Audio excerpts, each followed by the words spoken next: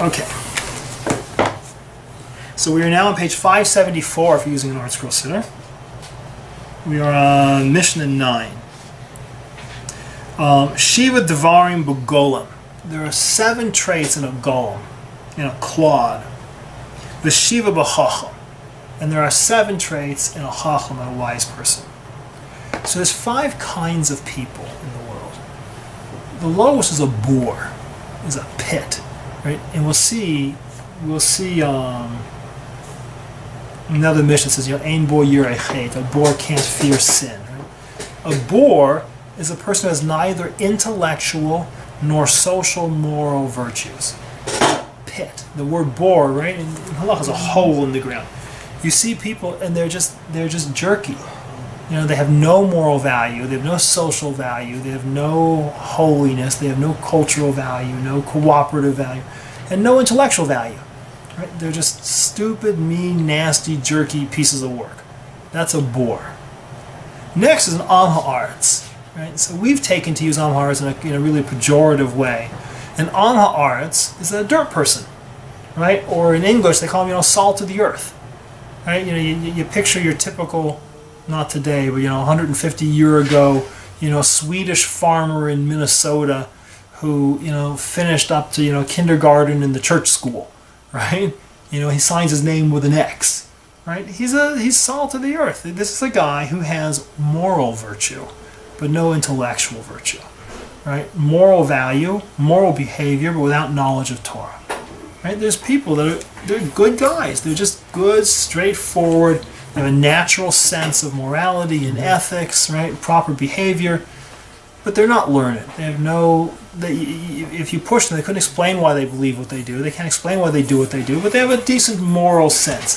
That's an am ha'aretz. That's the general, the untrained, unlearned, unintellectual guy. So the third level, so we're already at the third level, is a golem. So a golem is a clod. It's a clay person. The Maharal makes a golem, forms an unrefined person out of clay, and puts the name of God under his tongue and animates it. When we're talking about a human being, what a golem is a person who has moral value. He has moral virtues, and he has intellectual virtues. He's not dumb. He knows basic stuff, right? He's generally a good guy. He's a nice guy. He's a kind, moral, upstanding guy, but he's in an incomplete state. He has no order. He has no organization. It's a person whose life exists in a state of disorganization and confusion. And a person whose whole life is merely just bouncing off the walls. Right? Whatever comes, he reacts to. He knows certain stuff, but he hasn't learned anything in any sort of organized fashion. And to a certain extent, most of us live most of our lives pretty much as golems. Right? We aspire to get better, but good chunks of our lives, there's no discipline to our thought. There's no organization to our thought. We just do what happens. So that's a golem. The next level is a chacham. A chacham has intellectual virtues and moral virtues, but they're well developed. So we're going to go through. This is level 3 and level 4. This Mishnah says, you're probably living most of your life as a golem. You'd rather live your life as a chacham. Let me tell you how you go. What are the traits of a chacham versus a golem? Just as an aside, the last of the 5 is a chassid, a pious person. Is a person he's a chacham. He has both intellectual and moral virtue, but he's used his intellectual virtue to understand the nature of the moral virtues, and therefore has developed them to a higher level, and he performs beyond the mere minimum of what's expected of him. Right? A tzaddik, a righteous person, is a person who does what's necessary, what he's commanded to do, and a chassid takes it farther. Right? But no, the chacham is using intellectual and moral virtue. But the chassid takes it one level, uses the intellectual virtue to understand what the moral virtues are really about, and then pushes those moral virtues farther. Right? That's a chassid. So we're going to go back to 3 and 4 and talk about the boundary, the distinction. So a golem is merely animated clay. Right? So here's what you got. So you got 7 traits that distinguish a golem from a clod. So the first one, let's get them down here. Chacham einu medaber lifnei mi shegadol bimenu b'chachma u'v'minyan.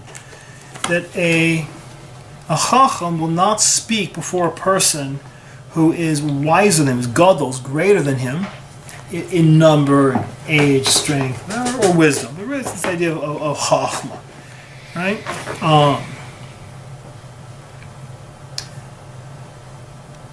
He recognizes wisdom, and he recognizes respect. Right? The first thing is to know, right? You have two things. Is one, in order for you to not speak before someone who's wiser than you, you have to have the ability to recognize that the concept of someone wiser than me exists, and the ability to identify who that person is. Most people have no recognition that there's anyone wiser than them. All right? Talk to a 13-year-old. It's very difficult to convince him that you've got anything to say that he doesn't already know everything. But there's people who live their whole lives that way. No matter what it is, they know everything. They've got an idea on everything. They can't recognize, or worse, they do recognize the people who know people are wiser, but the people they pick as wiser are the wrong people. Right? It must be that the celebrity is wiser than me. The guy who tweets the loudest is wiser than me. The first step of chachma, is the recognition that there is someone in the world who is wiser than you. Second, train yourself on how to figure out who that person is. And three, recognize that you should respect them and listen to them and learn. That it is not, you will not learn by jumping in front of the guy who's talking. Last summer we went and took archery. Took all my kids to learn to shoot bows and arrows. Wonderful class. But there's a guy's teaching, and there's some know-it-all dad guy who every time the teacher started to speak, this guy jumped in and tried to explain it right over him. And whatever he learned from watching Robin Hood or the internet or whatever, and it's like, you're right. And the teacher's like, finally, said, just shut up. What you're saying is all wrong. But this person had clearly you could see them, a powerful kind of guy, but so built into him that he's got to be the guy explaining. No matter what the teacher would say, he would just jump in and go right over him and say dumb stuff. It's like, that's a golem. That's a clod. That's not a chacham. A chacham does not speak in front of the person who knows more than him, who's wiser than him. Ve'eno nichnas l'toch b'divrei chavero. He doesn't insert his words into the words of his friend. That he allows people to conclude their point without interruption. That he wants to know and understand what other people have to say. I always find it interesting when the person is ready to refute what you have to say before you've actually said it. Right? You're in the middle of your sentence, and they're already jumping in. It's like, you get 3 words and then I'm done. I know what you're going to say, and I know what you think, and I've already thought about it, and I've already discounted it, and I'm already done with it, and I've already moved on. And I'm so much smarter than you are, right? And a person who's a chacham is willing to stop. If you're going to speak to me, I'm going to listen. I'm going to stop and pay you, again, the respect of allowing you to complete what it is you have to say.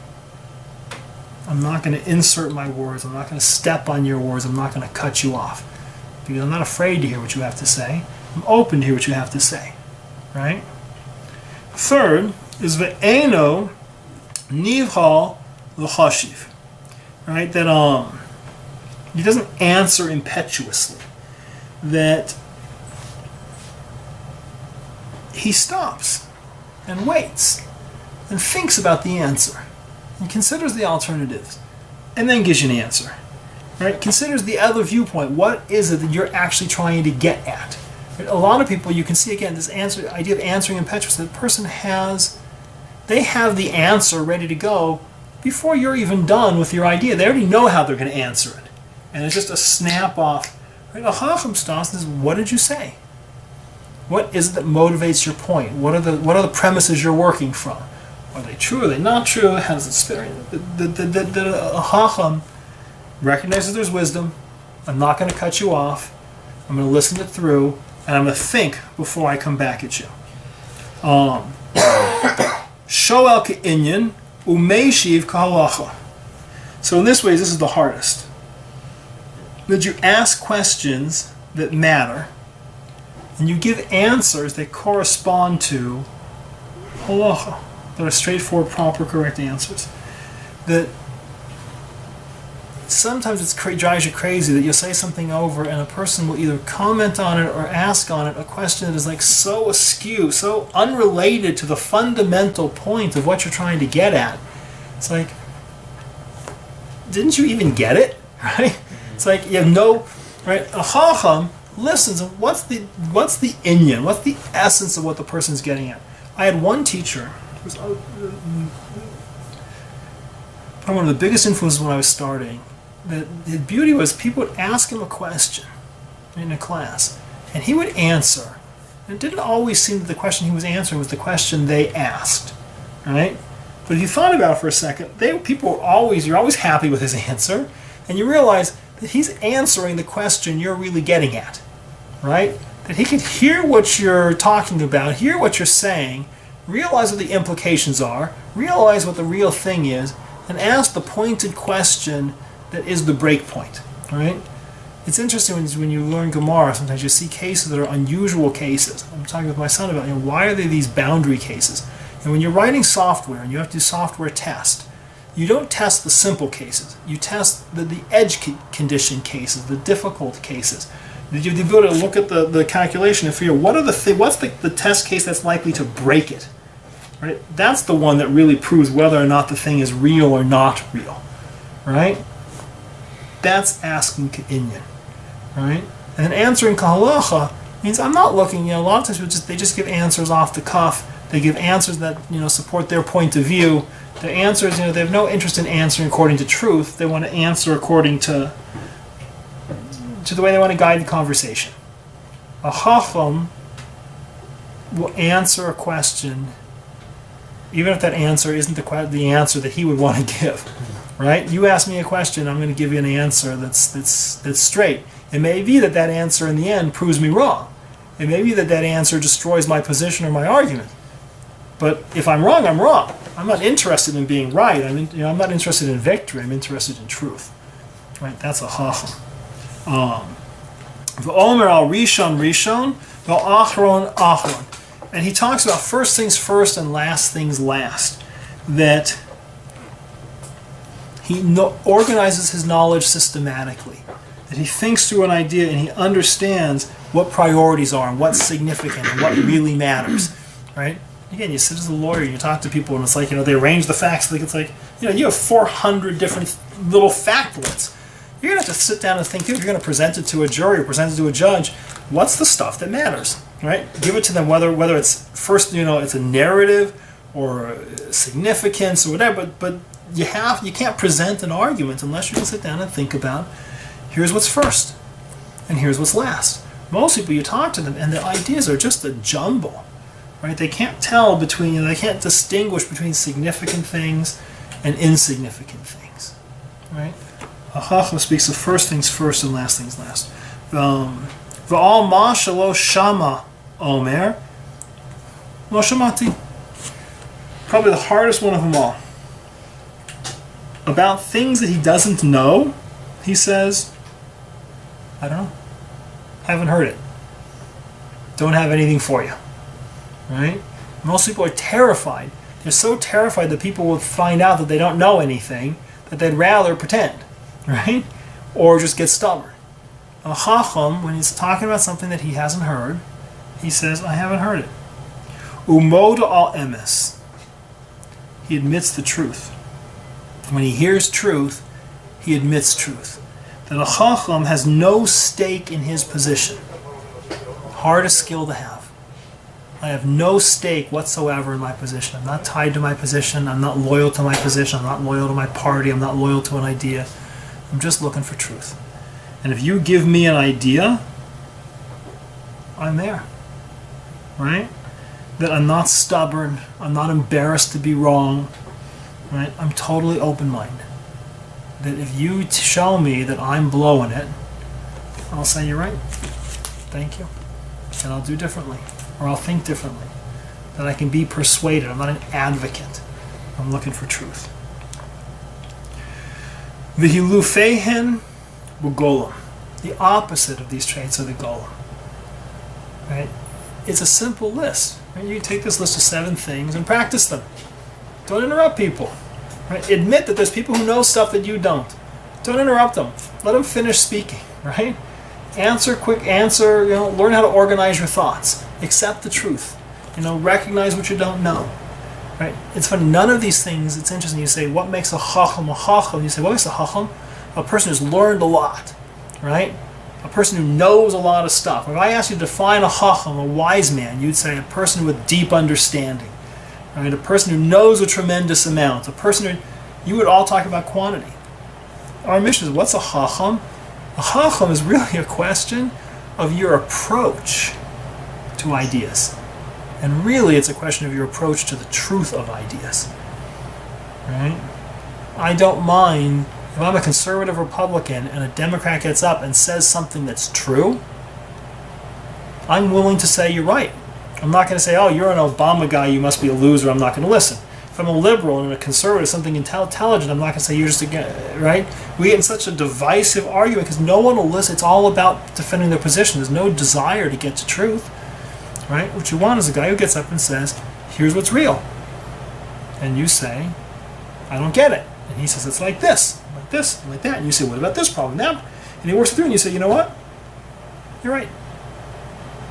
You're right. That's a chacham. It's not about what you know or how much you know. It's about your attitude towards truth. That's a chacham.